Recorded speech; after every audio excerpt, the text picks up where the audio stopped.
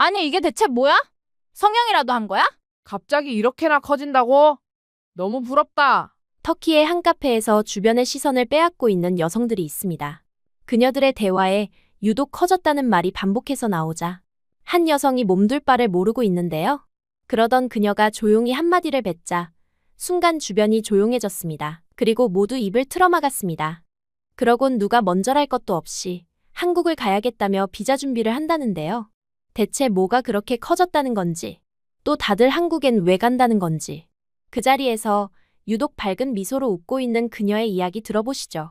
구독과 좋아요는 감동 블라썸 영상 제작에 큰 힘이 됩니다. 안녕하세요. 제 이름은 아일린이에요. 터키 이스탄불의 작은 골목에서 태어났지만 부모님 얼굴은 기억하지 못합니다. 태어나자마자 고아원 문 앞에 버려진 아이였거든요. 고아원 원장님께서 말씀해 주신 건데 제가 발견됐을 때는 낡은 담요에 쌓여 있었고 작은 쪽지 하나만 함께 있었다고 해요. 그 쪽지에는 아일린이라는 이름만 적혀 있었습니다. 고아원에서의 생활은 생각보다 혹독했어요. 매일 아침 6시에 일어나서 차가운 물로 세수를 하고 빵 한 조각과 묽은 수프로 하루를 시작했습니다. 옷은 항상 다른 아이들이 입던 것들에 물려받기였고 신발도 마찬가지였어요. 발가락이 삐져나와도 참아야 했습니다. 하지만 가장 힘든 건 배고픔이었어요. 저녁 식사 후에도 배가 꺼지는 느낌을 떨칠 수 없었고 밤에는 배고파서 잠들지 못하는 날이 많았습니다. 8살이 되던 해 드디어 공립학교에 들어갈 수 있었어요. 무료 급식이 있다는 말에 얼마나 기뻤는지 몰라요. 학교에서 주는 점심은 제게 하루 중 가장 행복한 시간이었습니다. 비록 다른 아이들보다 작은 몸집 때문에 항상 줄 맨 뒤에 서야 했지만 따뜻한 밥 한 그릇이면 충분했어요. 가끔 급식실 아주머니께서 얘가 제일 말랐네 라며 조금씩 더 주실 때면 눈물이 날 것 같았습니다. 학교 수업은 어려웠지만 재미있었어요. 특히 책 읽는 시간을 좋아했습니다. 책 속 주인공들은 모두 따뜻한 가족이 있고 맛있는 음식을 먹고 예쁜 옷을 입고 있었거든요. 저는 언젠가 책 속 주인공처럼 될 수 있을까 상상하곤 했어요. 하지만 현실은 달랐습니다. 방과 후에는 바로 일터로 향해야 했거든요. 처음 일을 시작한 곳은 동네 시장이었어요. 과일 가게 아저씨께서 무거운 과일 상자를 나르는 일을 시켜주셨습니다. 제 키로는 감당하기 어려운 무게였지만 하루 일당으로 받는 몇 리라가 너무 소중했어요. 그 돈으로 고아원에서 주지 않는 작은 간식이라도 사 먹을 수 있었거든요. 손바닥에 물집이 잡히고 어깨가 아파도 참았습니다. 겨울이 되면 더 힘들었어요. 찬바람에 손이 얼어서 제대로 물건을 잡지 못할 때가 많았습니다. 그럴 때마다 다른 상인분들께서 혀를 차며 저를 바라보셨어요. 어떤 분은 저 아이 부모는 뭐하나 라고 중얼거리기도 하셨습니다. 그런 말을 들을 때면 가슴이 답답해졌지만 울지는 않았어요. 우는 것도 사치라고 생각했거든요. 시장 일 외에도 근처 작은 식당에서 설거지를 했어요. 기름때 묻은 접시들을 차가운 물에 씻어내는 일이었는데 손이 트고 갈라져도 견뎌야 했습니다. 하지만 가끔 식당 아주머니께서 남은 음식을 조금씩 싸주실 때면 세상에서 가장 행복한 아이가 된 기분이었어요. 집에 가져가서 다른 고아원 아이들과 나눠 먹곤 했습니다. 중학교에 올라가서도 상황은 크게 달라지지 않았어요. 오히려 공부할 것들이 많아지면서 더 바빠졌습니다. 다른 아이들은 학원에 다니거나 과외를 받았지만 저는 오직 학교 수업과 도서관에서 빌린 책들로만 공부해야 했어요. 그래도 성적은 나쁘지 않았습니다. 선생님께서 아일린은 똑똑한 아이야 라고 말씀해 주실 때면 기분이 좋았어요. 고등학교에 진학하면서 제 인생에 정말 큰 변화가 찾아왔습니다. 그동안 해왔던 시장과 식당 일만으로는 생활비가 부족해졌거든요. 고아원에서도 18세가 되면 나가야 한다고 했고 저는 더 안정적인 일자리를 찾아야 했어요. 그때 우연히 동네에서 작은 호스텔 청소 일자리 공고를 보게 되었습니다. 호스텔은 관광객들이 머무는 작은 숙소였어요. 노부부께서 운영하고 계셨는데 처음 면접을 보러 갔을 때의 기억이 아직도 생생합니다. 문을 열고 들어서는 순간 따뜻한 향기가 코끝을 스쳤어요. 뭔가 맛있는 음식 냄새와 깨끗한 세제 냄새가 섞인 그런 향이었습니다. 그동안 맡아보지 못했던 집이라는 느낌의 냄새였어요. 할아버지께서 저를 보시더니 참 말랐구나 라고 첫마디를 하셨습니다. 할머니께서는 얘 혼자 사니? 라고 물으셨어요. 저는 고아원에서 나왔다고 솔직하게 말씀드렸습니다. 그러자 두 분의 표정이 순간 안쓰러워지는 게 보였어요. 하지만 동정의 눈빛은 아니었습니다. 그냥 따뜻한 관심이었어요. 첫 출근 날 할머니께서 아침 일찍 따뜻한 수프 한 그릇을 내어주셨습니다. 일하기 전에 먹고 해. 라고 하시면서요. 그 수프는 제가 지금까지 먹어본 것 중 가장 맛있었어요. 진한 국물과 부드러운 야채들 그리고 무엇보다 따뜻한 마음이 느껴졌습니다. 한 숟가락 떠먹을 때마다 눈시울이 뜨거워졌어요. 일은 주로 객실 청소와 침구 정리였습니다. 관광객들이 체크아웃한 후 방을 깨끗하게 치우고 새 시트를 깔아주는 일이에요. 처음에는 서툴렀지만 금세 익숙해졌습니다. 할아버지께서는 제가 일하는 모습을 보시며 꼼꼼하고 성실하다 고 칭찬해 주셨어요. 그런 말을 들으면 어깨가 으쓱해졌습니다. 점심시간이면 할머니께서 항상 따뜻한 식사를 챙겨주셨어요. 혼자 먹으면 밥맛 없다 며 당신들과 함께 식탁에 앉게 하셨습니다. 처음에는 어색했어요. 가족이 아닌데 한 상에서 밥을 먹는다는 게 낯설었거든요. 하지만 두 분은 정말 자연스럽게 저를 대해주셨습니다. 오늘 학교는 어땠니? 힘든 일 있으면 언제든 말해. 이거 내가 좋아할 것 같아서 만들어봤다. 이런 말들을 들을 때마다 가슴이 따뜻해졌어요. 하지만 동시에 무서웠습니다.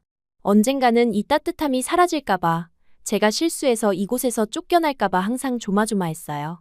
그래서 더욱 열심히 일했습니다. 겨울이 되자 할머니께서 두꺼운 담요를 제 방에 가져다 주셨어요. 감기 걸리면 안 된다. 며 따뜻한 차도 끓여주셨습니다. 그런 배려를 받을 때마다 이상한 기분이 들었어요. 고마우면서도 부담스럽고 행복하면서도 불안했습니다. 이런 관심을 받아도 되는 건지, 제가 그럴 자격이 있는지 확신이 서지 않았거든요. 마음속으로는 아빠, 엄마라고 부르고 싶었지만 입 밖으로 내기가 어려웠어요. 그런 호칭은 너무 소중해서 함부로 사용하기가 무서웠습니다. 결국 사장님이라고 부르기 시작했어요.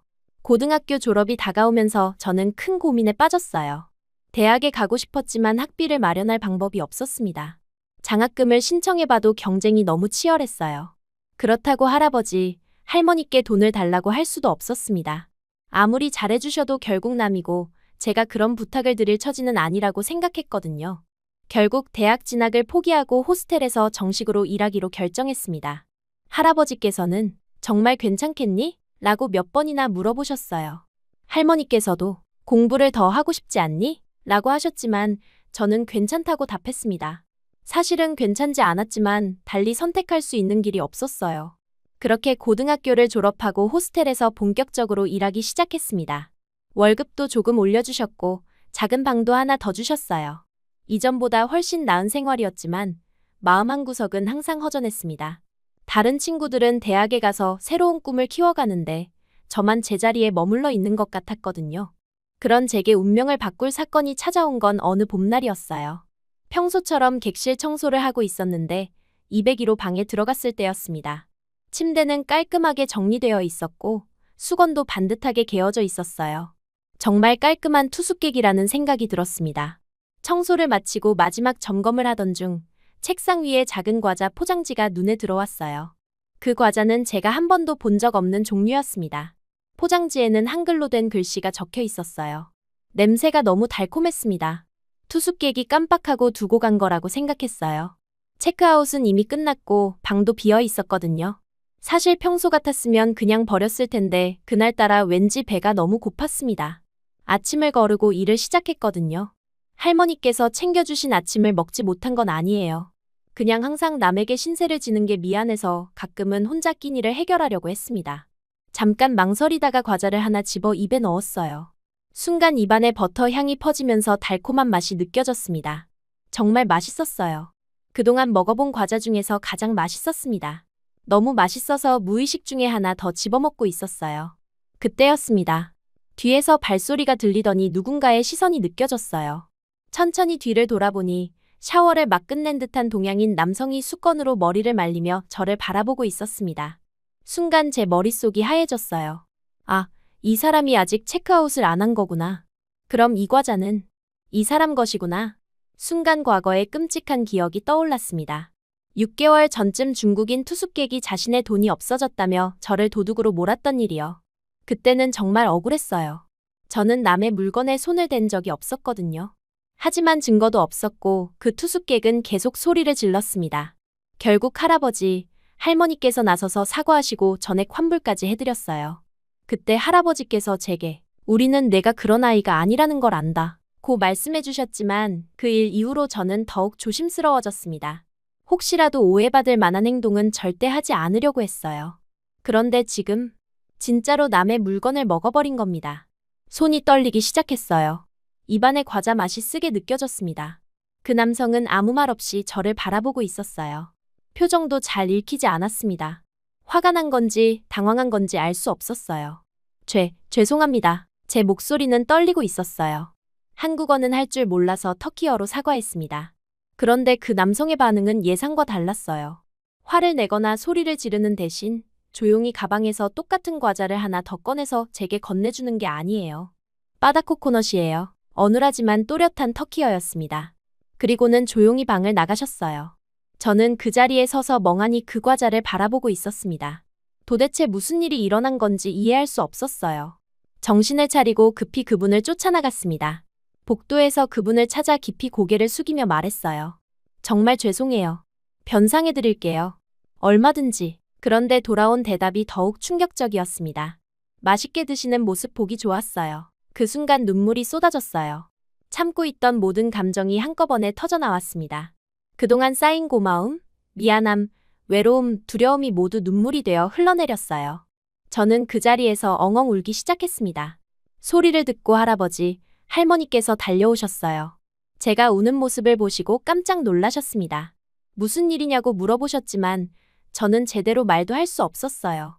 그때 그 한국인 남성분께서 말씀하셨습니다. 제가 부딪혀서 놀라신 것 같아요. 죄송합니다. 완전히 거짓말이었어요. 하지만 그 따뜻한 거짓말 덕분에 저는 또 다른 오해를 받지 않을 수 있었습니다. 할아버지, 할머니께서는 괜찮다, 며 저를 달래주셨고 그분께는 우리 아이가 예민해서 죄송하다 고 사과하셨어요. 그날 밤 저는 침대에 누워서 계속 그 일을 생각했습니다. 세상에는 정말 선한 사람들이 있구나 하는 생각이 들었어요. 저를 나무라지도 않고 오히려 과자를 더 주고 심지어 거짓말까지 해서 저를 보호해준 그분. 그런 사람이 정말 존재한다는 게 믿기지 않았습니다. 그 과자 사건이 있은 다음 날 저는 여전히 그 한국인 남성분이 신경 쓰였어요. 아침 청소를 하러 201호에 갔을 때도 조심스럽게 문을 두드리고 들어갔습니다. 다행히 그분은 나가신 상태였고 방은 어김없이 깔끔하게 정리되어 있었어요. 침대 시트도 반듯하게 펴져 있고 사용한 수건도 한 곳에 모아두셨더라고요. 책상 위를 정리하다가 작은 메모지를 발견했습니다.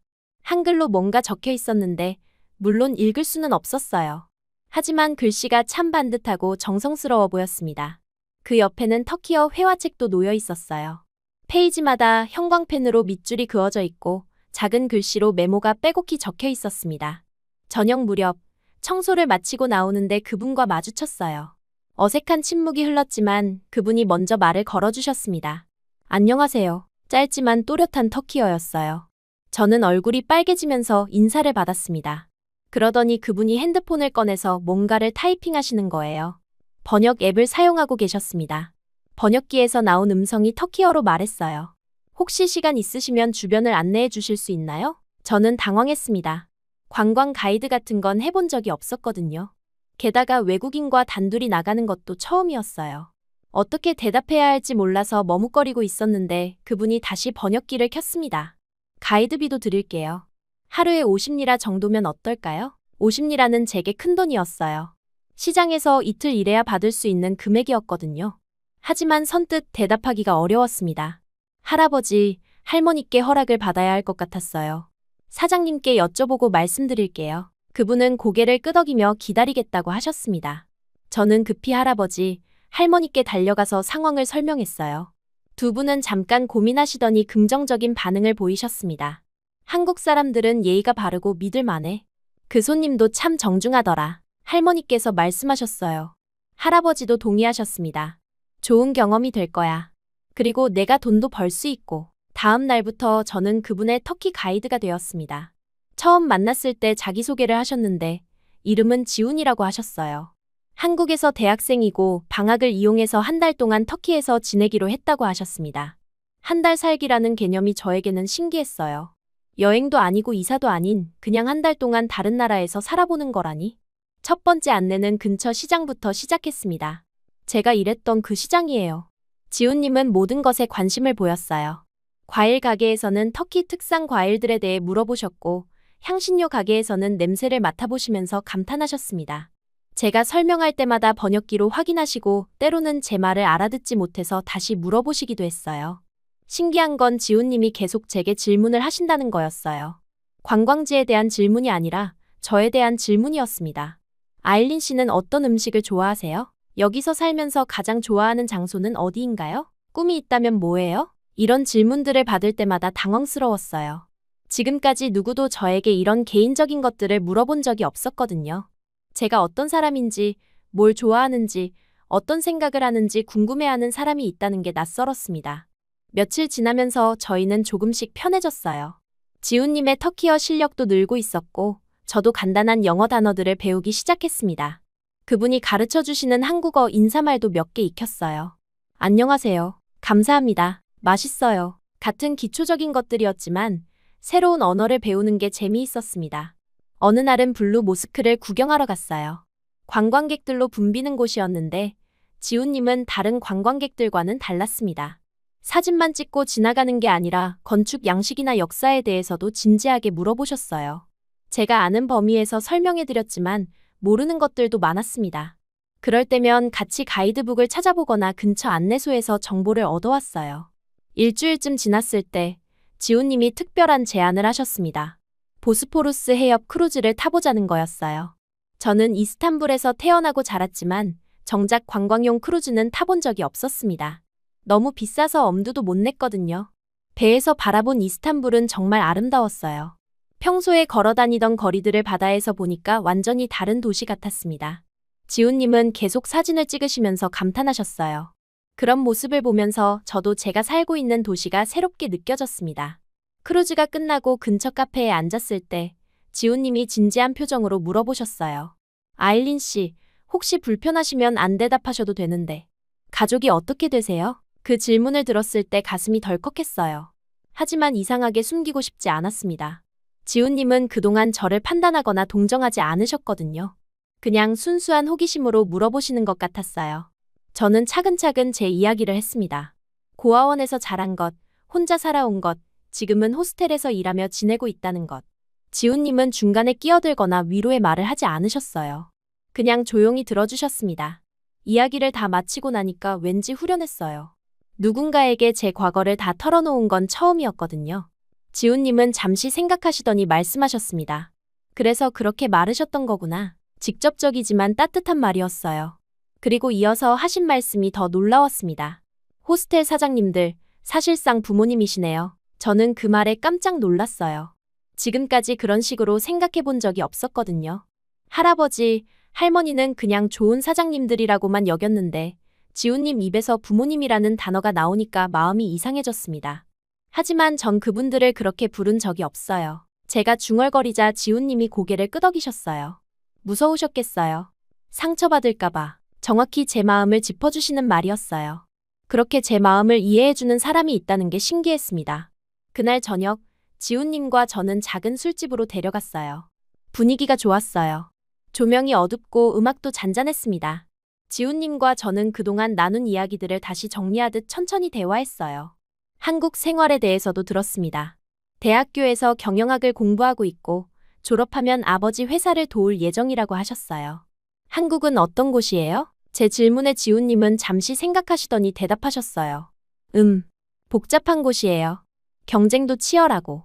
하지만 가족을 중요하게 생각하는 문화예요. 가족이라는 단어가 또 나왔을 때 저는 마음이 아팠어요. 그런 걸 중요하게 생각하는 문화라니 가족이 없는 제게는 참 먼 이야기 같았거든요. 지훈님이 제 표정을 보시고는 조심스럽게 말씀하셨어요. 아일린 씨도 가족이 있잖아요. 네? 호스텔 사장님들이요. 혈연 관계가 아니어도 가족이 될 수 있어요. 사랑으로 이어진 관계가 진짜 가족이라고 생각해요. 그 말을 들으니까 눈시울이 뜨거워졌어요. 정말 그럴까요? 할아버지, 할머니를 가족이라고 생각해도 될까요? 한 가지 제안이 있어요. 지훈님이 신중한 표정으로 말씀하셨어요. 오늘 밤 그분들께 엄마, 아빠라고 불러보시는 건 어때요? 순간 심장이 두근거렸어요. 그런 용기가 제게 있을까요? 만약 거부당하면 어떡하죠? 지금까지의 관계가 어색해지면 어떡하죠? 하지만 지훈님의 진지한 눈빛을 보니까 한번 해볼 만한 것 같았어요. 아니, 해야 할 것 같았습니다. 그동안 저를 딸처럼 돌봐주신 두 분께 제 마음을 전해드려야 할 것 같았어요. 집으로 돌아가는 길은 조용했어요. 지훈님도 저도 말이 없었습니다. 하지만 어색한 침묵은 아니었어요. 뭔가 따뜻하고 편안한 느낌이었습니다. 호스텔 앞에 도착했을 때 저도 모르게 지훈님의 손을 잡았어요. 따뜻하고 든든한 느낌이었습니다. 지훈님은 깜짝 놀라신 것 같았지만 손을 뿌리치지 않으셨어요. 오히려 살짝 잡아주시는 것 같았어요. 용기 내세요. 지훈님이 작게 속삭여 주셨어요. 그 한마디가 큰 힘이 되었습니다. 호스텔 문을 열고 들어가니까 할머니께서 거실에 앉아 계셨어요. 평소보다 늦게 들어온 저를 기다리고 계셨던 거예요. 걱정되는 표정으로 제게 오늘 어땠는지 물어보셨습니다. 저는 잠시 망설이다가 두 분 앞으로 다가갔어요. 그리고 깊이 숨을 들이마신 후 용기를 내어 말했습니다. 엄마, 아빠, 고마워요. 그 순간 시간이 멈춘 것 같았어요. 할아버지, 할머니께서는 처음에 놀라신 표정이었다가 곧 눈시울이 붉어지셨습니다. 할머니께서 먼저 저를 끌어안으셨어요. 우리 딸, 할아버지도 일어나셔서 저희를 감싸 안으셨어요. 세 사람이 함께 조용히 눈물을 흘렸습니다.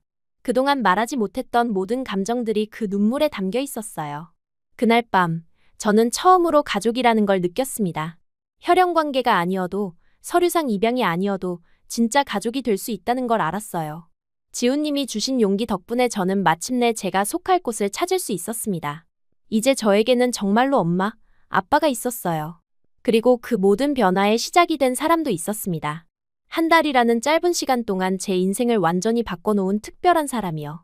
엄마, 아빠라고 부르기 시작한 이후로 저희 집 분위기는 완전히 달라졌어요. 할머니, 아니, 이제는 엄마라고 불러야겠네요. 엄마께서는 제가 좋아할 만한 음식을 더 자주 해주셨고, 아빠께서는 저와 더 많은 대화를 나누려고 노력하셨습니다. 마치 오랫동안 숨겨왔던 감정들이 한꺼번에 터져 나오는 것 같았어요. 지훈님의 한 달 살기도 벌써 3주가 지나가고 있었습니다. 매일 함께 터키 곳곳을 돌아다니면서 저희는 자연스럽게 가까워졌어요. 이제는 번역기 없이도 간단한 대화는 할 수 있게 되었고, 서로의 표정만 봐도 무슨 생각을 하는지 알 수 있었습니다. 그런데 한 가지 씁쓸한 현실이 다가오고 있었어요. 지훈님이 곧 한국으로 돌아가신다는 거였습니다. 처음에는 그냥 한 달 동안의 손님이라고 생각했는데 어느새 제게 소중한 사람이 되어 있었거든요. 헤어진다는 생각을 하니까 마음이 아팠습니다. 어느 날 저녁, 지훈님과 함께 석양을 보러 갈라타 타워 근처에 갔어요. 붉은 노을이 보스포루스 해협을 물들이는 풍경이 정말 아름다웠습니다. 하지만 저는 그 아름다운 풍경보다도 옆에 있는 지훈님의 옆모습이 더 눈에 들어왔어요. 지훈님이 갑자기 한국에 와보는 것은 어떻겠냐고 제안하셨을 때 저는 가슴이 뛰는 걸 느꼈습니다. 대학을 다닐 수 있다는 말씀에 더욱 놀랐어요. 그건 제가 포기했다고 생각했던 꿈이었거든요. 하지만 현실적으로 불가능해 보였습니다. 학비며 생활비며 모든 게 문제였어요. 지훈님께서 부모님께 말씀드려서 도움을 받을 수 있다고 하셨지만 그렇게 신세를 질 수는 없다고 생각했습니다. 그날 밤, 저는 잠을 이루지 못했어요. 대학에 간다는 것, 한국에서 새로운 삶을 시작한다는 것, 그 모든 게 꿈 같은 이야기 같았습니다. 하지만 한편으로는 정말 간절했어요. 다음 날 아침, 지훈님이 엄마, 아빠와 함께 진지한 대화를 나누고 계셨습니다. 제가 다가가자 세 분이 저를 보시더니 미소를 지으셨어요. 엄마께서 한국에 가서 대학을 다녀보는 게 어떻겠냐고 말씀하셨을 때 순간 귀를 의심했습니다. 지훈님이 부모님께 허락을 받으신 건가요? 아빠께서도 지훈님이 저에 대해 이야기해줬다며 정말 좋은 기회인 것 같다고 하셨어요. 지훈님께서 제 손을 잡으시며 지켜드리겠다고 혼자가 아니라고 말씀하셨을 때 눈물이 나려고 했습니다. 이런 따뜻한 사람들이 제 편이 되어준다는 게 믿기지 않았어요. 하지만 여전히 두려웠습니다. 낯선 나라에서 새로운 삶을 시작한다는 게 쉬운 일일까요? 실패하면 어떡하죠? 엄마께서 제 마음을 읽으신 듯 여기가 제 집이고 언제든 돌아올 수 있다고 말씀해 주셨어요. 그 말에 저는 마침내 결심했습니다. 한국행 준비는 생각보다 복잡했어요. 비자 신청부터 시작해서 대학 입학 서류, 여러 가지 증명서들을 준비해야 했습니다. 지훈님이 모든 과정을 도와주셨지만 서류 하나하나가 저에게는 큰 도전이었어요. 여권을 처음 만들어보는 것부터가 신기한 경험이었습니다. 한국어 공부도 본격적으로 시작했어요. 지훈님이 기초 회화책을 사주셨고 매일 1시간씩 함께 공부했습니다. 한글이 처음에는 정말 어려웠는데 점점 익숙해지면서 재미있어졌어요. 기본적인 인사말부터 시작해서 간단한 문장들까지 조금씩 늘어갔습니다. 비자가 나오기까지 기다리는 동안이 가장 불안했어요. 혹시 거절당하면 어떡하지 싶어서 밤마다 걱정했습니다. 다행히 모든 서류가 통과되었고 드디어 한국행 비행기표를 예약할 수 있었어요. 떠나는 날이 다가오면서 마음이 복잡했습니다. 설레기도 하고 두렵기도 했어요. 무엇보다 이제 막 가족이 된 엄마, 아빠와 헤어져야 한다는 게 너무 아팠습니다. 공항에서 작별 인사를 할 때 정말 많이 울었어요. 엄마께서 제 손에 작은 포장지를 쥐어주셨어요. 힘들 때 보라고 하시면서요. 나중에 확인해보니 저희 가족 사진과 터키의 작은 기념품들이 들어있었습니다. 그 작은 선물이 제게는 큰 위로가 되었어요. 한국에 도착한 첫날은 정말 충격적이었습니다. 인천공항의 규모부터가 제가 본 어떤 건물보다도 컸어요. 사람들도 엄청 많았고 모든 안내문이 한글로 되어 있어서 당황스러웠습니다. 지훈님이 마중 나와주셨는데 옆에 중년 여성분이 함께 계셨어요. 지훈님의 어머니셨는데 첫 만남인데도 저를 따뜻하게 맞아주셨습니다. 지훈님이 많이 이야기해줬다며 반갑게 인사해주셨어요. 공항에서 나오는 길에 계속 제가 불편한 건 없는지 배고프지 않은지 물어보셨습니다. 지훈님 집은 서울 강남에 있는 아파트였어요. 터키의 작은 호스텔과는 완전히 다른 세상이었습니다. 깨끗하고 현대적인 시설들, 높은 층에서 내려다 보이는 도시 풍경이 정말 인상적이었어요. 엘리베이터를 타고 올라가는 것도 신기했고 복도에 깔린 카펫도 제가 처음 밟아보는 부드러운 감촉이었습니다. 제가 머물 방도 따로 준비해 주셨어요. 작지만 깔끔하고 따뜻한 느낌의 방이었습니다. 책상과 침대, 작은 옷장까지 모든 게 갖춰져 있었어요. 침대 시트는 흰색이었는데 제가 지금까지 써본 것 중 가장 부드러웠습니다. 첫 저녁 식사는 한식이었어요. 김치찌개와 밥, 여러 가지 반찬들이 상에 가득했습니다. 처음 먹어보는 맛이었는데 생각보다 맛있었어요. 특히 김치는 처음에는 매웠지만 자꾸 손이 가는 이상한 매력이 있었습니다. 지훈님 어머니께서 계속 제게 음식을 권하시면서 너무 말랐다고 많이 먹어야 한다고 하셨어요. 첫 밤은 잠이 오지 않았습니다. 모든 게 낯설었어요. 침대도 베개도 심지어 공기 냄새까지 달랐습니다. 터키에 있는 엄마, 아빠가 너무 그리웠어요. 이런 결정을 한 게 맞나 싶어서 후회도 되었습니다. 대학 입학 준비는 생각보다 복잡했어요. 한국어 능력 시험도 봐야 했고 여러 서류들도 다시 준비해야 했습니다. 다행히 지훈님과 어머니께서 모든 걸 도와주셨어요. 한국어 학원도 등록해 주셨고 대학 입학 상담도 함께 받으러 다녔습니다. 처음 몇 주는 정말 힘들었어요. 언어 때문에 의사소통이 어려웠고 음식도 입에 맞지 않을 때가 많았습니다. 가장 힘든 건 외로움이었어요. 아무도 제 이야기를 제대로 들어줄 수 없었고 저 역시 제 마음을 표현할 방법이 부족했습니다. 그런데 점점 적응해 나갔어요. 한국어 실력도 늘었고 한식도 익숙해졌습니다. 지훈님 어머니께서 매일 다른 음식을 해주셨는데 불고기, 비빔밥, 삼계탕 등등 정말 다양했어요. 특히 삼계탕은 제가 가장 좋아하게 된 음식이었습니다. 닭고기가 부드럽게 익어서 몸에 좋다는 걸 느낄 수 있었거든요. 지훈님 어머니와의 관계도 점점 가까워졌습니다. 처음에는 어색했는데 함께 마트에 가거나 요리를 하면서 자연스럽게 친해졌어요. 한국어로 대화가 어려울 때는 번역 앱을 사용하거나 몸짓으로 의사소통했습니다. 어느 날 어머니께서 저에게 엄마라고 불러도 된다고 말씀하셨을 때 정말 감동했어요.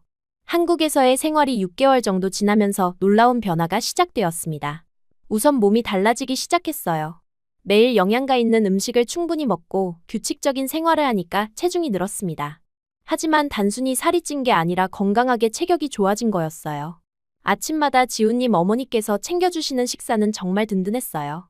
계란 후라이와 김, 미역국, 여러 가지 반찬들로 구성된 한식 아침상은 제가 지금까지 먹어본 아침 식사 중 가장 영양가 있었습니다. 점심에는 대학교 학식을 먹었는데 이것도 터키의 음식보다 훨씬 다양하고 맛있었어요. 저녁에는 지훈님 어머니께서 정성스럽게 준비해주신 집밥을 먹었습니다. 매일 다른 메뉴였는데 김치찌개, 된장찌개, 불고기, 갈비찜, 생선구이 등등 정말 다양했어요. 특히 갈비찜은 제가 처음 먹어본 음식이었는데 고기가 부드럽고 달콤한 맛이 일품이었습니다. 키도 조금씩 자라는 것 같았어요. 옷들이 점점 작아지기 시작했거든요. 지훈님 어머니께서 새 옷들을 사주시면서 깜짝 놀라셨어요. 정확히 재보니까 3cm나 자란 거였습니다. 성인인데도 키가 클 수 있다는 게 신기했어요. 터키에 있을 때는 항상 구부정한 자세로 다녔어요. 자신감이 없어서 어깨를 움츠리고 고개를 숙이고 다녔거든요. 그런데 한국에서 생활하면서 자세가 점점 펴지기 시작했습니다. 거울 앞에서 보니까 어깨가 뒤로 젖혀지고 등이 곧게 펴진 제 모습이 보였어요. 체형도 많이 달라졌습니다. 앙상하게 마른 몸에서 건강하고 볼륨 있는 실루엣으로 변한 거예요. 특히 가슴 사이즈가 늘어서 속옷을 몇 번 바꿔야 했습니다. 처음에는 당황스러웠는데 지훈님 어머니께서 자연스러운 일이라고 안심시켜 주셨어요. 제대로 영양 공급받으니까 몸이 정상으로 돌아오는 거라고 설명해 주셨습니다. 옷 쇼핑을 갈 때마다 사이즈가 달라져서 놀랐어요. 터키에 있을 때는 XS 사이즈도 컸는데 이제는 S나 M 사이즈를 입어야 했습니다. 특히 상의는 가슴 부분 때문에 M 사이즈를 선택해야 하는 경우가 많았어요. 가장 큰 변화는 표정이었습니다. 거울을 볼 때마다 깜짝 놀랐어요. 예전에 움츠러들고 어두운 표정 대신 밝고 활기찬 얼굴이 보였거든요. 자연스럽게 웃는 법도 배우게 되었어요. 지훈님도 제 변화에 놀라서 완전히 다른 사람이 된 것 같다고 말씀하셨습니다. 외모 변화뿐만 아니라 마음도 달라졌어요. 예전에는 항상 눈치를 보고 조심스러웠는데 이제는 제 의견을 당당하게 말할 수 있게 되었습니다. 자신감도 생겼고요. 한국어 실력이 늘면서 더 많은 것들을 표현할 수 있게 되었어요. 대학 생활도 시작했습니다. 한국어로 수업을 듣는 게 처음에는 정말 어려웠지만 점점 이해할 수 있게 되었어요. 같은 반 친구들도 저를 따뜻하게 받아줬습니다. 외국인 학생에게 친절하게 대해주는 한국 문화가 정말 고마웠어요. 특히 한국 문화에 대해 배우는 게 재미있었습니다. 터키와는 완전히 다른 문화였지만 가족을 중시하는 부분은 비슷했어요. 효도 문화나 어른을 공경하는 마음 같은 것들이 터키와 통하는 면이 있었습니다. 지훈님과의 관계도 자연스럽게 발전했어요.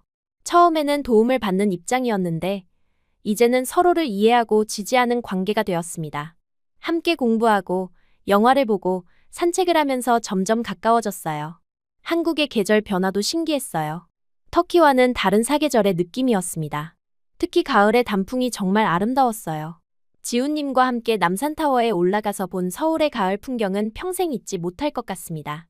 한국에 온 지 1년이 다 되어가면서 저는 완전히 다른 사람이 되어 있었어요. 몸도 마음도 건강해졌고 꿈도 생겼습니다. 대학을 졸업한 후에는 한국과 터키를 잇는 일을 하고 싶다는 목표도 세웠어요. 지훈님 어머니께서는 저를 정말 친딸처럼 대해주셨습니다. 아들보다 제가 더 예쁘다는 말씀을 해주실 때마다 행복했어요. 터키에 있는 엄마, 아빠뿐만 아니라 한국에도 저를 사랑해주는 가족이 생긴 거였습니다. 혼자였던 아이가 이제는 두 나라에서 사랑받는 가족의 일원이 되었어요. 그 모든 변화의 시작이 터키 호스텔에서 만난 작은 과자 하나였다는 게 신기했습니다. 인생은 정말 예측할 수 없는 것 같아요. 한국에서의 첫 해가 지나가고 드디어 여름방학이 찾아왔어요. 1년이라는 시간 동안 제게 일어난 변화는 정말 믿기 어려울 정도였습니다. 거울을 볼 때마다 낯선 사람을 보는 것 같았거든요. 예전에 앙상하고 움츠러든 모습은 온데간데 없이 사라져 있었어요. 지훈님과 저는 터키 방문을 계획하기 시작했습니다. 1년 만에 엄마, 아빠를 뵙는다는 생각에 설레기도 하고 걱정도 되었어요. 과연 저를 알아보실까 하는 마음이 컸거든요. 지훈님은 제 걱정을 알아채시고는 분명 기뻐하실 거라며 안심시켜 주셨습니다. 출발 며칠 전부터 저는 선물을 준비했어요. 한국에서 인기 있는 홍삼 제품과 김, 고추장 같은 한국 음식들을 챙겼습니다. 특히 엄마께서 좋아하실 만한 한국 화장품도 골라서 포장했어요. 지훈님도 아빠께 드릴 한국 전통주를 준비하셨습니다. 인천공항에서 이스탄불행 비행기에 오르는 순간 마음이 두근거렸어요. 1년 전 떠날 때와는 완전히 다른 기분이었습니다. 그때는 불안하고 떨렸는데 이번에는 기대감과 자신감이 가득했어요. 옆자리에 앉은 지훈님이 제 손을 잡아주시면서 긴장을 풀어주셨습니다. 비행기 안에서 저는 계속 창밖을 바라봤어요. 구름 위로 펼쳐진 풍경을 보면서 지난 1년을 되돌아봤습니다. 한국어를 배우느라 고생했던 날들, 새로운 음식에 적응하느라 애썼던 시간들, 그리고 무엇보다 제 몸과 마음이 변해가는 과정들이 주마등처럼 스쳐 지나갔어요. 한국에서 입은 옷들도 달랐습니다. 예전에는 헐렁하고 어두운 색깔의 옷만 입었는데 이제는 몸에 맞는 밝은 색상의 옷들을 입고 있었어요. 특히 상의는 가슴 라인이 예뻐 보이는 디자인으로 골라 입었는데 지훈님 어머니께서 제게 정말 잘 어울린다며 사주신 거였습니다. 이스탄불 공항에 도착했을 때의 그 익숙한 냄새와 소음이 반가웠어요. 하지만 동시에 낯설기도 했습니다. 1년 만에 돌아온 고향이 예전과 같으면서도 다르게 느껴졌거든요. 아마 제가 달라졌기 때문일 거예요. 택시를 타고 호스텔로 향하는 길에 저는 창밖 풍경을 유심히 봤습니다. 제가 어릴 때 뛰어놀던 골목들, 일했던 시장들, 모든 게 그대로 있었어요. 하지만 왠지 더 작아 보였습니다. 한국의 넓은 도로와 높은 건물들에 익숙해진 탓인지도 몰라요. 호스텔 앞에 도착해서 지훈님과 함께 짐을 정리하고 문 앞에 섰어요. 손을 들어 문을 두드리기 전에 잠시 망설였습니다. 정말 저를 알아보실까요? 1년 전과 너무 달라진 제 모습에 놀라시지는 않을까요? 용기를 내어 문을 두드렸어요. 익숙한 발소리가 들리더니 문이 열렸습니다. 엄마께서 문을 여셨는데 처음에는 당황스러워하시는 표정이었어요. 낯선 사람이 찾아온 줄 아신 거였습니다. 잠시 침묵이 흘렀어요. 엄마께서 저를 위아래로 훑어보시더니 눈을 크게 뜨셨습니다. 그 순간 제가 말했어요. 1년 만에 돌아왔다고, 보고 싶었다고요. 엄마의 눈에 눈물이 고이기 시작했습니다. 그러시더니 갑자기 저를 끌어안으시면서 우리 딸이라고 외치셨어요. 그 목소리를 듣고 아빠께서도 달려나오셨습니다. 아빠도 처음에는 누구인지 몰라 하시다가 제 얼굴을 자세히 보시고는 깜짝 놀라셨어요. 세 사람이 현관에서 부둥켜 안고 울었습니다. 1년 동안 쌓였던 그리움이 한꺼번에 터져나왔어요. 엄마께서는 제가 이렇게 예뻐졌다며 계속 놀라워하셨고 아빠께서는 건강해 보인다며 기뻐하셨습니다. 지훈님도 정중하게 인사드렸어요. 두 분은 지훈님을 정말 반갑게 맞아주셨습니다. 1년 전 그 한국인 청년이 이렇게 저를 잘 돌봐주고 있다는 걸 보시고 감사해 하셨어요. 저녁 식사 시간에는 정말 많은 이야기를 나눴습니다. 한국에서의 생활, 대학교 이야기, 지훈님 가족들에 대한 얘기까지 할 말이 너무 많았어요. 엄마께서는 제가 한국어로 유창하게 대화하는 모습을 보시고 신기해하셨습니다. 특히 제 외모 변화에 대해서는 정말 많이 놀라셨어요. 키가 커진 것부터 시작해서 체형이 달라진 것, 얼굴이 밝아진 것까지 모든 게 달라졌다고 하셨습니다. 한국 음식이 몸에 잘 맞는 것 같다며 웃으셨어요. 다음 날 오후, 저는 혼자 동네를 산책했어요. 오랜만에 보는 이스탄불의 거리가 정말 반가웠습니다. 어릴 때 자주 가던 빵집도 그대로 있었고, 제가 일했던 시장도 예전과 똑같았어요. 시장을 지나다가 익숙한 목소리들이 들렸습니다. 제가 어릴 때 함께 놀았던 친구들이었어요. 아직도 이 동네에 살고 있는 친구들이었는데 저를 보고는 처음에 누구인지 몰라 했습니다. 제가 아일린이라고 말하자 모두들 깜짝 놀랐어요. 완전히 다른 사람이 된 것 같다며 신기해했습니다. 친구들과 함께 근처 카페에 앉아서 그동안의 안부를 물었어요. 한국에서의 생활에 대해 이야기하니까 모두들 관심을 보였습니다. 특히 제 외모 변화에 대해서는 정말 많이 궁금해했어요.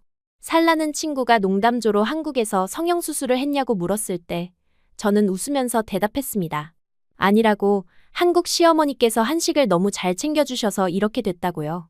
그 말을 듣고 친구들이 모두 웃었어요. 그러더니 파트마가 진지하게 한국 남자와 결혼하면 자기도 이렇게 예뻐질 수 있냐고 물었습니다. 다른 친구들도 너도 나도 한국 남자와 결혼하고 싶다며 흥미로워했어요. 특히 제 가슴 변화에 대해서는 정말 놀라워했습니다. 예전에는 정말 평평했는데 이제는 볼륨이 생겼다며 신기해했어요. 저는 한국에서 영양가 있는 음식을 제대로 먹고 충분히 잠을 자니까 몸이 자연스럽게 발달한 것 같다고 설명했습니다. 친구들은 제 이야기를 들으면서 정말 부러워했어요.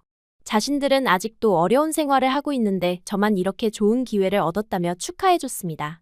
하지만 전혀 질투하는 기색은 없었어요. 오히려 진심으로 기뻐해줬습니다. 저녁에는 지훈님과 함께 보스포루스 해협을 걸었어요. 1년 전 그때 그 장소였습니다. 그때와 지금의 제 모습을 비교하니까 정말 많은 변화가 있었다는 걸 실감했어요.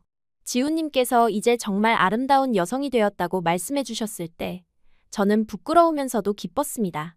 예전에는 자신감이 없어서 고개도 제대로 들지 못했는데 이제는 당당하게 걸을 수 있게 되었거든요. 그날 밤 호스텔 작은 마당에서 중요한 일이 벌어졌습니다. 지훈님께서 엄마, 아빠께 중요한 말씀이 있다고 하시더니 갑자기 무릎을 꿇으셨어요. 그리고는 딸처럼 키워주신 분들 앞에서 약속을 드리고 싶다고 말씀하셨습니다. 주머니에서 작은 반지 상자를 꺼내시는 걸 보고 저는 가슴이 두근거렸어요.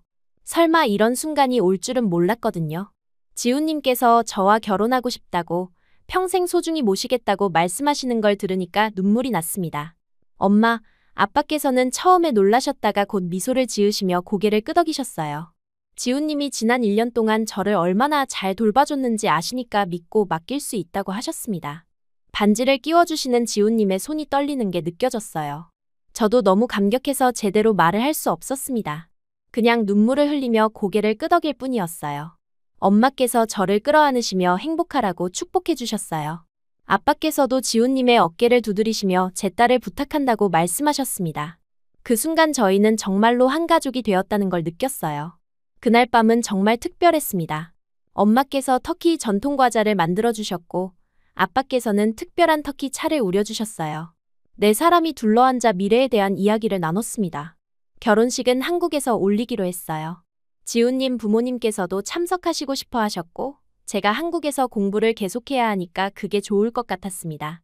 엄마, 아빠께서도 한국에 가보고 싶다고 하셔서 함께 가기로 했어요. 터키에서의 마지막 밤, 저는 잠들기 전에 제 어릴 적 방을 둘러봤습니다. 예전에 제가 작고 외로운 아이였을 때 살던 그 공간이었어요. 이제는 그 방이 너무 작아 보였습니다. 제가 정말 많이 자란 것 같았어요. 창밖으로 보이는 이스탄불의 야경도 예전과 달라 보였어요. 여전히 아름다웠지만 이제는 제게 또 다른 고향이 생겼다는 걸 알고 있었거든요.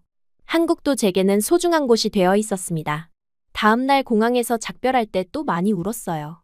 하지만 이번에는 이별의 눈물이 아니라 기쁨의 눈물이었습니다. 곧 결혼식 때 다시 만날 수 있다는 약속이 있었으니까요. 엄마께서 제 손에 작은 선물을 쥐어주셨어요. 터키의 전통 팔찌였는데 행운을 가져다 준다는 의미가 있다고 하셨습니다. 결혼식 때 꼭 차야 한다고 하시면서요. 비행기에서 지훈님과 함께 창밖을 바라보며 생각했어요. 1년 전 이 길을 떠날 때는 불안하고 무서웠는데 이제는 희망과 기대로 가득했습니다. 인생이 이렇게 달라질 수 있다는 게 신기했어요. 한국으로 돌아가는 길에 저는 제 변화에 대해 깊이 생각해봤습니다.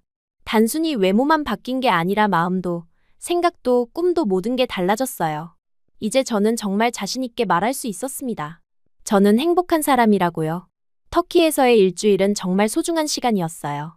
제가 얼마나 변했는지 확인할 수 있었고, 무엇보다 사랑하는 사람들의 축복을 받을 수 있었습니다. 이제 새로운 인생을 시작할 준비가 완전히 되었다는 기분이었어요. 터키에서 돌아온 후 결혼 준비는 정말 바쁘게 진행되었어요. 지훈님 어머니께서 모든 것을 세심하게 챙겨주셨는데 마치 친딸의 결혼을 준비하시는 것 같았습니다. 웨딩드레스 고르는 일부터 예식장 예약, 혼수 준비까지 하나하나 함께 해주셨어요. 특히 혼수 준비할 때는 정말 감동적이었습니다. 한국 전통에 따라 이불부터 그릇, 가전제품까지 모든 걸 정성스럽게 마련해 주셨어요. 제가 터키 출신이라고 해서 소홀히 하시는 게 아니라 오히려 더 정성을 들여주시는 것 같았습니다. 드레스를 고를 때는 정말 놀라운 일이 벌어졌어요. 제 몸에 맞는 사이즈를 찾기가 어려웠거든요. 한국에 와서 체형이 많이 달라진 탓이었습니다. 특히 가슴 부분이 맞지 않아서 몇 번이나 수선을 해야 했어요. 드레스샵 사장님께서 제 체형을 보시고는 정말 부러워하셨습니다. 어떻게 이런 몸매를 만들었냐고 물어보시더라고요. 저는 웃으면서 한국 음식의 힘이라고 대답했어요. 실제로 한국에서 영양가 있는 음식을 꾸준히 먹으면서 몸이 건강하게 발달한 것 같았거든요. 결혼식 날이 다가오면서 터키에서 엄마, 아빠가 오셨어요. 처음 한국에 오신 두 분은 모든 게 신기해하셨습니다. 특히 지훈님 부모님과 만나실 때는 정말 감동적이었어요. 언어는 달랐지만 서로를 향한 마음은 통했습니다. 결혼식은 소박하지만 따뜻했어요. 많은 사람들이 오지는 않았지만 정말 소중한 분들만 모였습니다. 터키에서 오신 엄마, 아빠와 지훈님의 가족 그리고 한국에서 알게 된 친구들이 축하해줬어요. 웨딩드레스를 입고 거울을 봤을 때 정말 놀랐습니다. 예전에 앙상하고 움츠러든 제 모습과는 너무 달랐거든요. 드레스가 제 몸에 완벽하게 맞았고 특히 가슴 라인이 정말 예뻐 보였어요. 결혼식에서 가장 기억에 남는 건 두 나라 엄마들이 저를 끌어안으시며 축복해주신 순간이었습니다. 터키 엄마께서는 제가 정말 행복해 보인다고 하셨고 한국 엄마께서는 이제 진짜 딸이 생겼다며 기뻐하셨어요. 신혼집은 지훈님이 미리 준비해주신 아파트였어요. 크지는 않았지만 따뜻하고 아늑한 곳이었습니다. 새로운 가구들과 생활용품들을 하나씩 채워가는 재미가 정말 컸어요. 신혼생활은 평범했지만 매일이 행복했습니다. 아침에 일어나서 지훈님과 함께 아침 식사를 하고 각자 학교와 회사에 가고 저녁에 만나서 함께 저녁을 먹는 일상이 너무 소중했어요. 특히 요리하는 재미를 새롭게 발견했습니다. 지훈님 어머니께서 한국 요리를 가르쳐 주셨는데 처음에는 서툴렀지만 점점 늘어갔어요. 김치찌개, 된장찌개, 불고기 같은 기본적인 요리들을 할 수 있게 되었습니다. 지훈님께서 제가 만든 음식을 맛있게 드시는 모습을 볼 때마다 뿌듯했어요. 가끔은 실패작이 나와도 맛있다며 다 드셔주셨습니다. 그런 모습을 보면서 정말 사랑받고 있다는 걸 느꼈어요. 결혼한 지 3개월 정도 지났을 때 몸에 이상한 변화가 생기기 시작했습니다. 아침마다 어지럼증이 있었고 냄새에 민감해졌어요. 처음에는 스트레스 때문인 줄 알았는데 계속 그런 증상이 이어지니까 걱정이 되었습니다. 특히 아침에 일어나기가 힘들어졌어요. 평소보다 훨씬 피곤했고 식욕도 없었습니다. 지훈님께서 걱정하시며 병원에 가보자고 하셨어요. 병원에서 검사를 받았을 때 의사 선생님께서 임신 가능성이 있다고 하셨습니다. 그 말을 들었을 때 머리가 하얘졌어요. 아직 결혼한 지 얼마 안 됐는데 벌써 아기가 생길 줄은 몰랐거든요.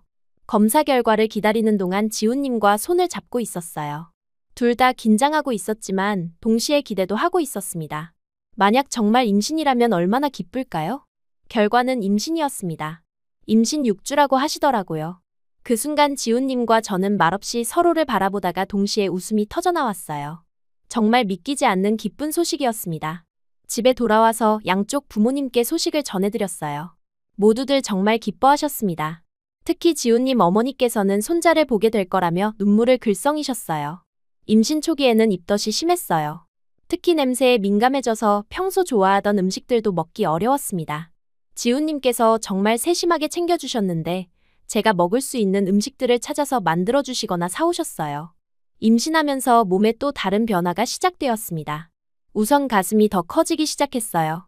이미 한국에 와서 많이 커졌는데 임신하니까 더욱 급격하게 변했습니다.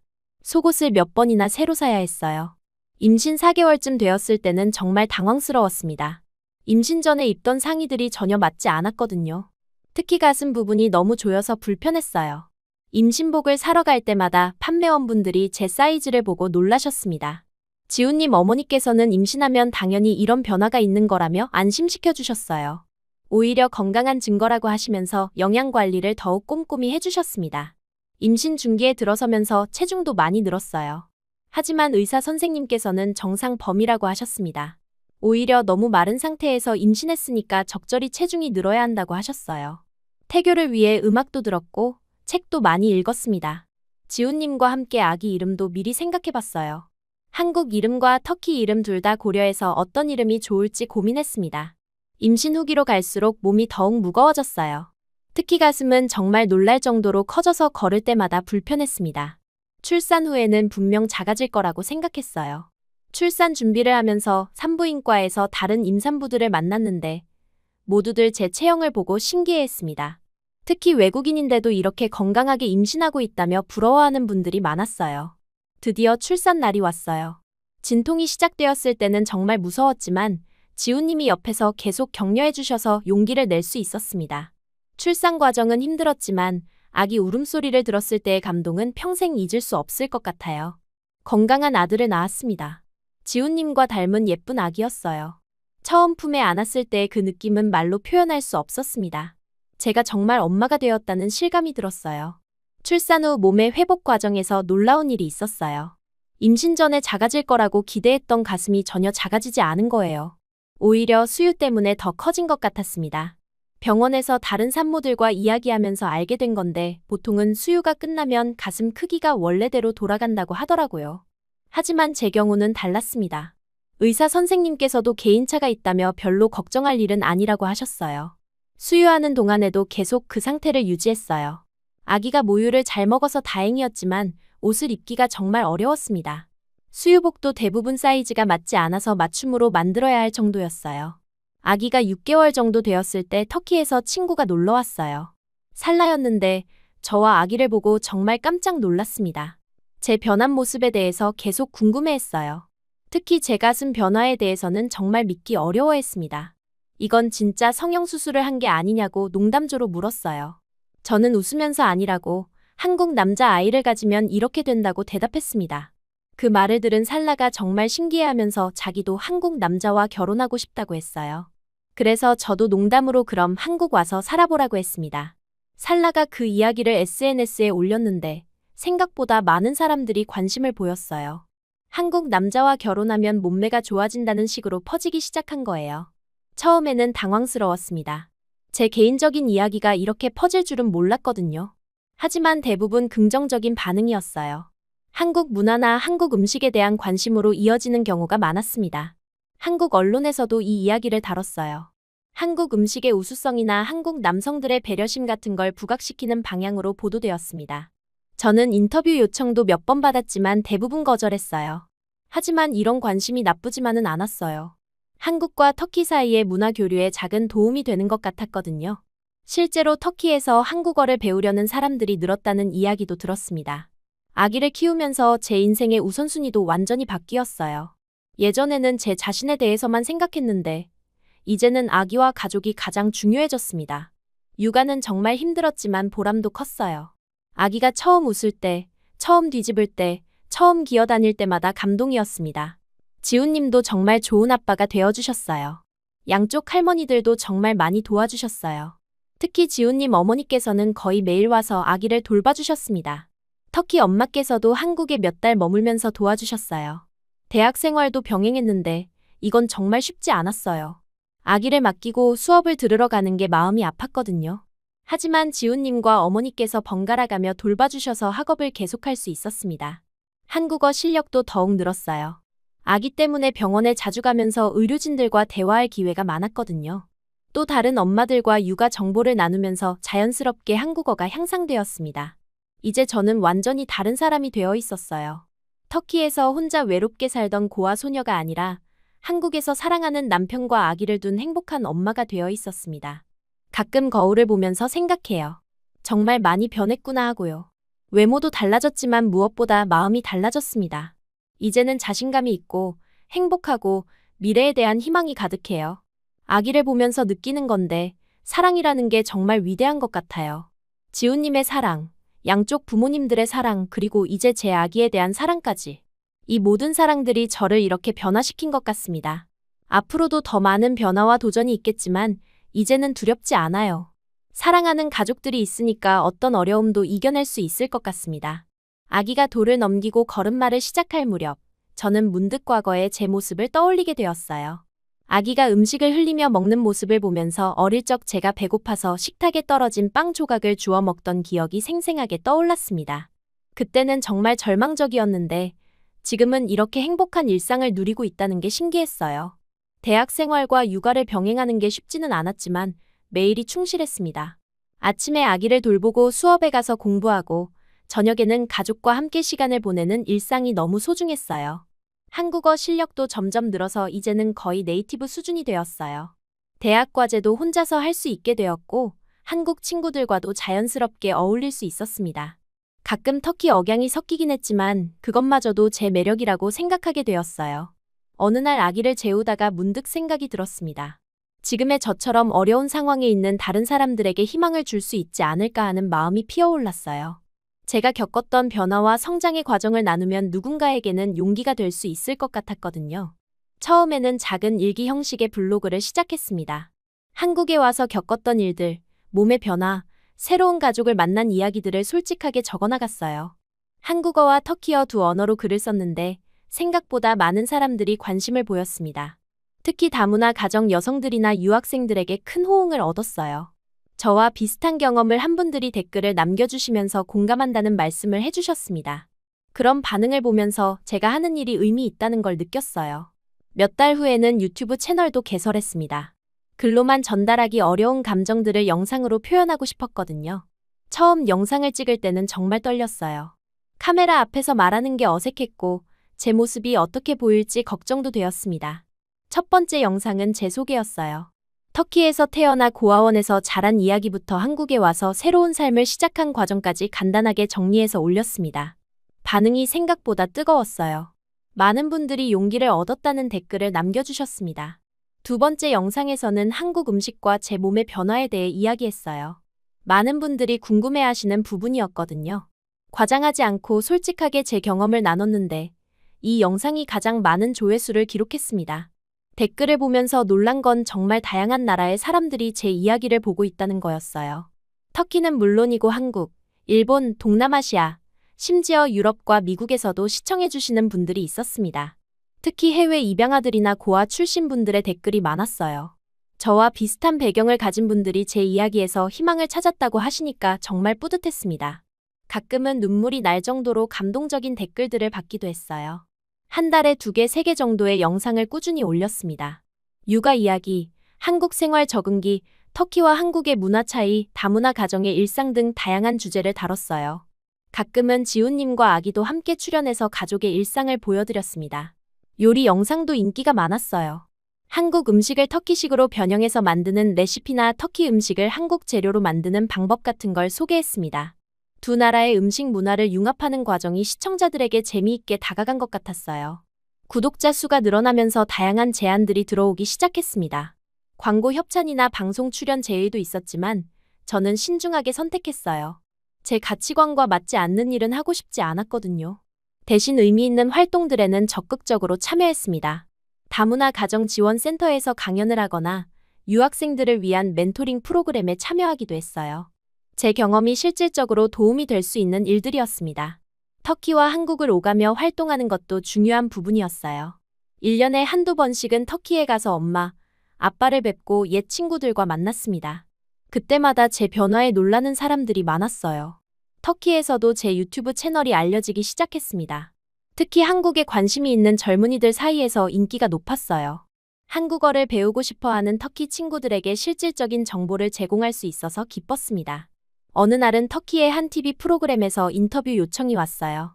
한국에서 성공적으로 정착한 터키 여성의 사례로 소개하고 싶다는 거였습니다.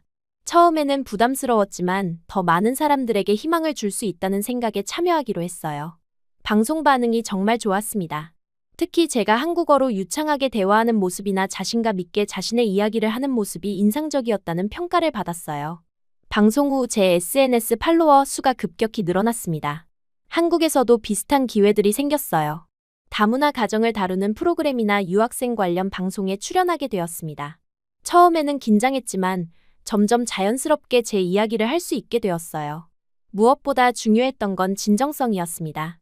절대 과장하거나 거짓말을 하지 않으려고 노력했어요. 제가 겪은 어려움도 솔직하게 이야기했고 모든 게 완벽하지는 않다는 것도 숨기지 않았습니다.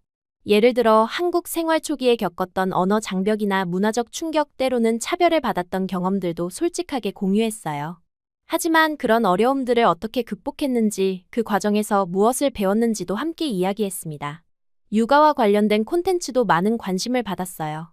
다문화 가정에서 아이를 키우는 경험, 아이에게 두 나라의 문화를 어떻게 가르치는지, 언어 교육은 어떻게 하는지 같은 실용적인 정보들을 나눴습니다. 아기가 터키어와 한국어를 동시에 배우는 과정도 흥미로운 소재였어요. 아직 어리지만 두 언어를 구분해서 사용하는 모습이 신기했습니다. 할머니들과는 각각 다른 언어로 대화하는 게 자연스러워 보였어요. 때로는 무거운 주제도 다뤘습니다.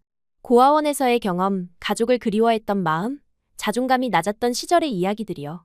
이런 영상들은 조회수는 높지 않았지만 댓글의 질이 달랐어요. 진심 어린 응원과 공감의 메시지들이 많이 달렸습니다. 구독자들과의 소통도 중요하게 생각했어요. 댓글에는 최대한 답변하려고 노력했고 가끔은 구독자들의 질문에 답하는 Q&A 영상도 만들었습니다. 개인적인 질문부터 실용적인 조언까지 다양한 내용들이었어요. 특히 한국 유학을 꿈꾸는 터키 젊은이들의 질문이 많았습니다. 비자 신청 방법, 대학 입학 과정, 생활비, 한국어 공부법 등 구체적인 정보를 요청하는 경우가 많았어요. 제가 경험한 것들을 바탕으로 최대한 도움이 되는 답변을 해드렸습니다.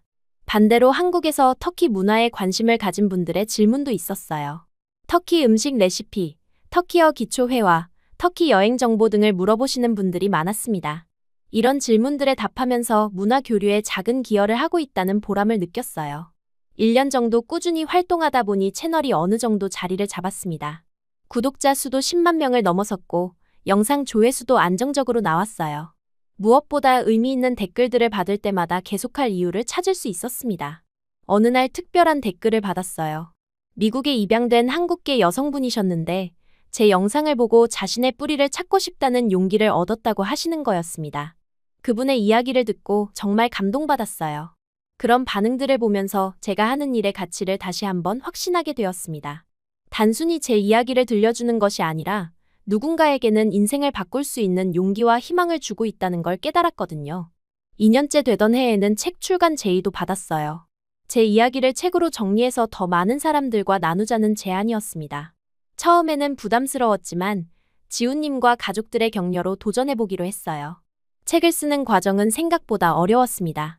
제 인생을 다시 돌아보면서 정리해야 했거든요. 때로는 아픈 기억들을 다시 떠올려야 해서 힘들기도 했어요. 하지만 그 과정에서 제 자신을 더 깊이 이해하게 되었습니다. 지훈님이 많은 도움을 주셨어요. 제가 쓴 초고를 읽어보시고 조언해 주시거나 아기를 돌봐주셔서 집중할 수 있는 시간을 만들어 주셨습니다. 한국 엄마께서도 제 글을 읽어보시고 감동받으셨다며 격려해 주셨어요. 책이 출간되었을 때의 기분은 정말 특별했습니다. 제 이름이 적힌 책을 서점에서 볼 수 있다는 게 믿기지 않았어요. 사인회도 열었는데 생각보다 많은 분들이 와주셔서 놀랐습니다. 특히 다문화 가정 여성들이나 유학생들이 많이 와주셨어요. 제 책을 읽고 용기를 얻었다며 감사하다는 말씀을 해주실 때마다 뿌듯했습니다. 어떤 분은 눈물을 흘리시면서 제게 고마움을 표현해 주시기도 했어요. 터키에서도 책이 번역 출간되었습니다. 터키 엄마, 아빠께서 정말 자랑스러워하셨어요.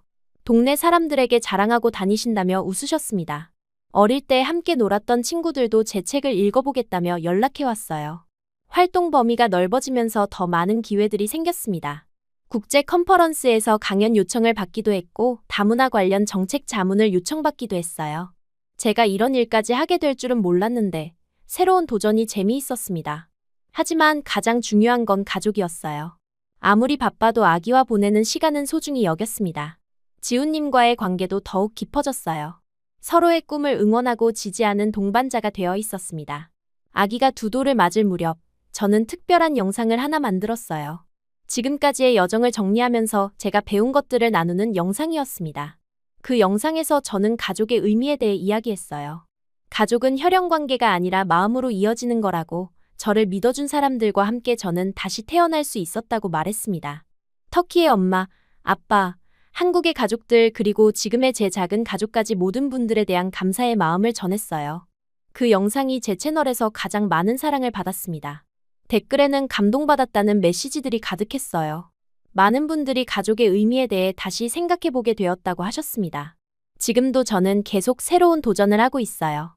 최근에는 온라인 강의도 시작했습니다. 다문화 가정 자녀들을 위한 정체성 교육이나 유학생들을 위한 한국 생활 적응 강의 같은 것들이요. 때로는 제가 이런 일을 하고 있다는 게 신기해요. 몇 년 전만 해도 터키의 작은 호스텔에서 청소를 하며 하루하루를 버텨내던 제가 말이에요. 인생은 정말 예측할 수 없다는 걸 몸소 체험하고 있습니다. 앞으로도 더 많은 사람들과 제 이야기를 나누고 싶어요.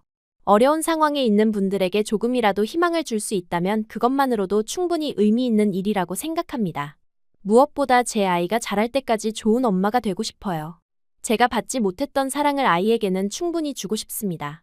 그리고 아이가 자신의 정체성을 자랑스럽게 여길 수 있도록 도와주고 싶어요. 지금 이 순간에도 어딘가에서는 저처럼 힘든 시간을 보내고 있는 사람들이 있을 거예요. 그분들에게 말해주고 싶습니다. 포기하지 말라고, 희망을 잃지 말라고요. 언젠가는 분명히 더 나은 날들이 올 거라고요.